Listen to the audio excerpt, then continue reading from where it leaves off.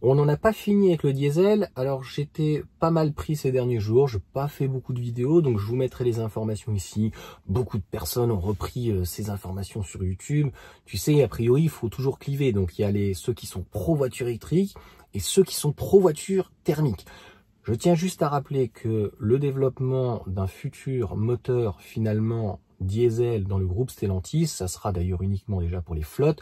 Et je tiens à rappeler aussi qu'aujourd'hui, un particulier qui est un très gros rouleur, au final, il a tout intérêt à passer en fait à la voiture électrique puisqu'il va forcément l'amortir d'une manière très importante. Mais ça, on y reviendra en fin de vidéo. Donc cela étant dit, donc pour le groupe Stellantis, aujourd'hui, ils avaient le 1,5 litre HDI, le Blue machin HDI, enfin bref, no comment. L'Autolit HDI que je connais puisque je l'avais eu donc sur un 3163 chevaux, ça marche plutôt bien. Je suis pas un grand fan du diesel et je suis pas un assez gros rouleur, donc en fait je faisais environ 17 000 km. J'étais content voilà que ça consomme peu, 8 litres sur les nationales parce que je roule bien et 6 litres sur autoroute, donc entre 6 et 8, 7 litres, donc c'est plutôt raisonnable. Cela étant dit, aujourd'hui si tu es à 7 litres à pratiquement 2 euros ou 1,80 €, ça te fait quand même 15 € du 100 km.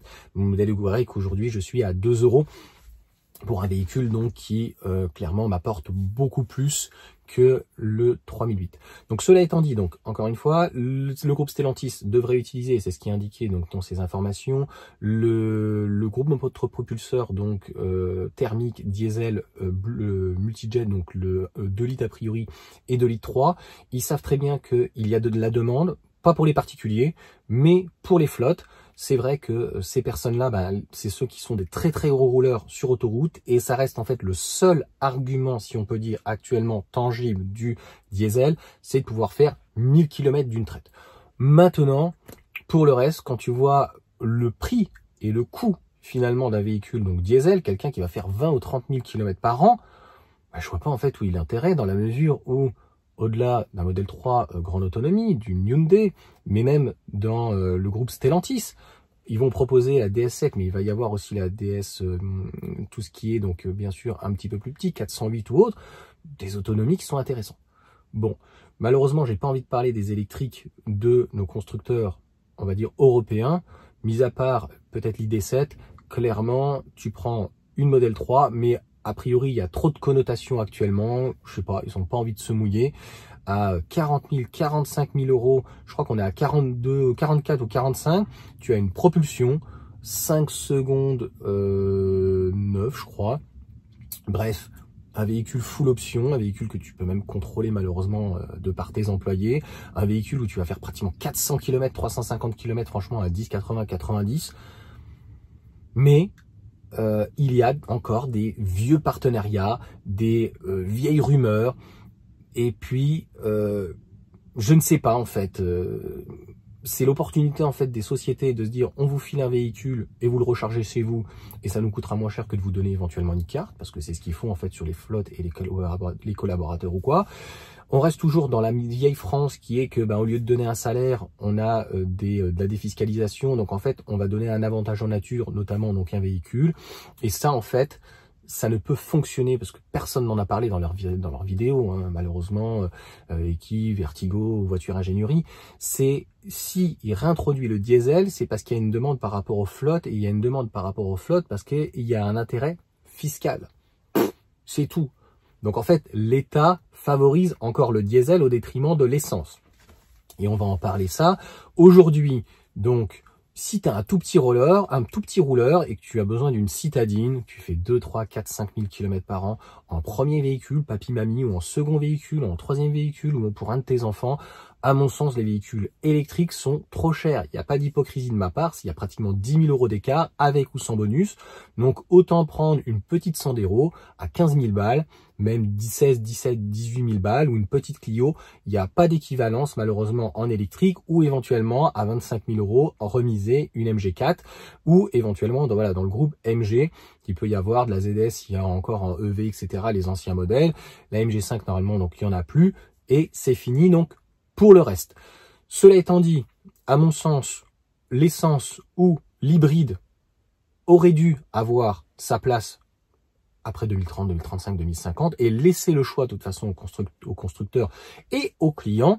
Pour l'hybride rechargeable, je pense que je l'ai déjà dit, c'est le pire des deux mondes, c'est une véritable connerie.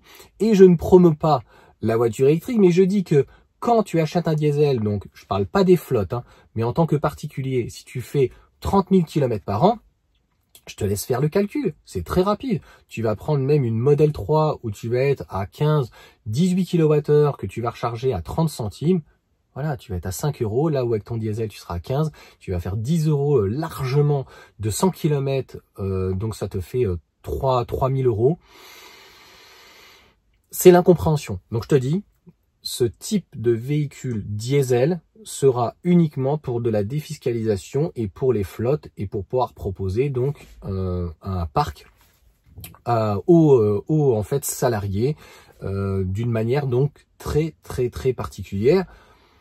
Eux, ça les dérange pas, hein, Stellantis. Hein. Tu as vu ce qu'ils ont fait avec la Tipo. C'est un véhicule maintenant fabriqué en Turquie pour les Turcs. Et finalement, être le renvoyer en Europe, c'est ça la mondialisation. Franchement, là où il y a un marché, là où il y a à se faire du fric, là où ils peuvent éventuellement amortir jusqu'au bout leur moteur, parce qu'en fait, on s'en fout. Moi, je suis un passionné de voitures, donc que ce soit un véhicule électrique thermique, c'est pas ça le problème. Je dis juste que quand tu as le groupe Stellantis, anciennement PSA, qui fait perdurer un PureTech jusqu'au bout, on sait que c'est les 3 cylindres et autres, les TCE, tout ce genre de choses, ce sont des véritables merdes, on peut le dire.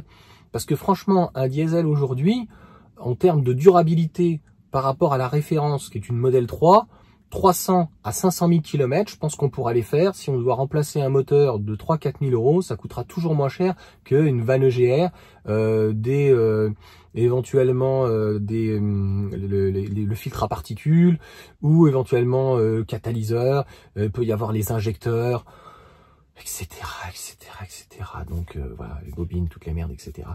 Les bougies de préchauffage, hein, on a dit oui, les bougies ça n'existe pas et tout. Ah, voilà, je savais pas, il n'y a rien pour démarrer, d'accord, je savais pas. Je te parle même pas donc de la batterie, bien sûr, je te parle même pas éventuellement donc du démarreur, je te parle pas de l'alternateur, enfin, il y a une usure. Et sur un véhicule, en fait, il y a moins de pièces. Donc c'est comme ça. Moins de pièces, moins d'usure, moins de risques. Hybride rechargeable, plus de pièces. L'inconvénient du thermique, l'inconvénient de l'électrique, plus de pièces, plus d'usure, plus de risque d'avoir tout. C'est aussi simple que ça. Allez, ciao à tous.